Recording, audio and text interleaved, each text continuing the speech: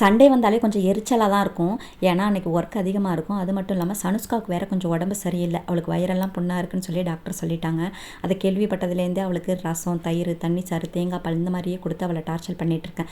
சரி இன்றைக்கினாவது அவளுக்கு வாய்க்கு ருசியாக ஏதாவது ரெடி பண்ணி கொடுக்கலாம் அப்படின்னு சொல்லிட்டு லஞ்சுக்கு மட்டன் தான் வாங்கிட்டு வர சொல்லியிருந்தேன். அதில் வந்து சூப்பு ரெடி பண்ணிவிட்டு மதியம் வந்து குழம்பு ரெடி பண்ணிக்கலாம் அப்படின்னு சொல்லிட்டு ரெடி பண்ணிகிட்டு இருந்தேன். அதில் ஈரலை பார்த்தோன்னே எனக்கு ஃப்ளாஷ்பேக் போயிடுச்சு.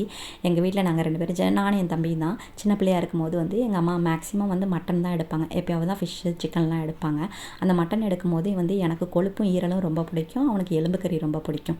லஞ்செல்லாம் ரெடியாகி எல்லோரும் சாப்பிட உட்காந்துருப்போம். அப்போ என்ன பண்ணுவான்னா அந்த கொழுப்பையும் ஈரலையும் அரித்து அவன் இலையில போட்டுப்பான், எனக்கு தரமாட்டான்.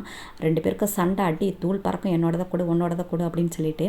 ஆனால் கடைசியில் கொடுத்துருவான். இருந்தாலுமே சண்டையில் மண்டை உடையாதது மட்டும்தான் பேலன்ஸாக இருக்கும். அந்தளவுக்கு 2 பேரும் அடிச்சுப்போம். ஒரு காலகட்டத்துக்கு அப்புறம் வந்து அந்த சண்டையும் நம்ம மிஸ் பண்ணுவோம், அந்த உறவுகளையும் ரொம்ப மிஸ் பண்ணுவோம்.